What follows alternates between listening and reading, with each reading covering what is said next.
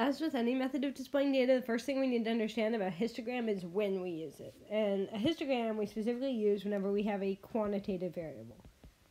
So we won't be seeing histograms with like eye color or major. We'll be seeing them with things like GPA or weight or miles per gallon. So histograms used when we have quantitative variables.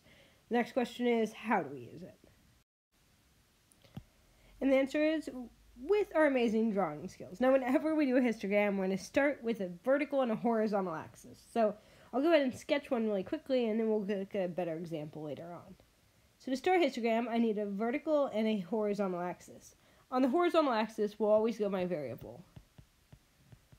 And on the vertical one, we'll go the count. Now we can alter this a little bit, and we'll talk about that later on, but for now, this is a pretty good way of doing it. Now, in order to use a histogram, we need to first make our data prepared for it. We do that by taking our data and binning it, or splitting it into intervals. The width of the interval can depend on the problem we're doing. We might use an interval of just 1, or a problem might need an interval of 5, or maybe 1,000 in a certain case.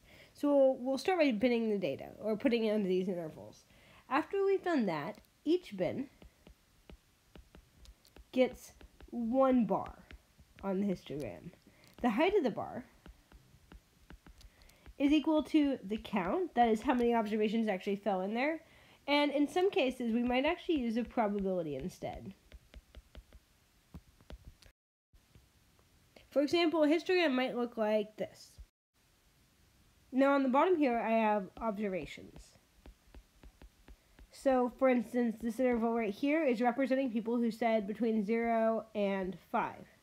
While this interval here is representing people between 5 and 10. Over here I have the count. So I can tell, for instance, this bar between 5 and 10 is 1, 2, 3, 4, about 5 high. This tells me there were 5 people between 5 and 10.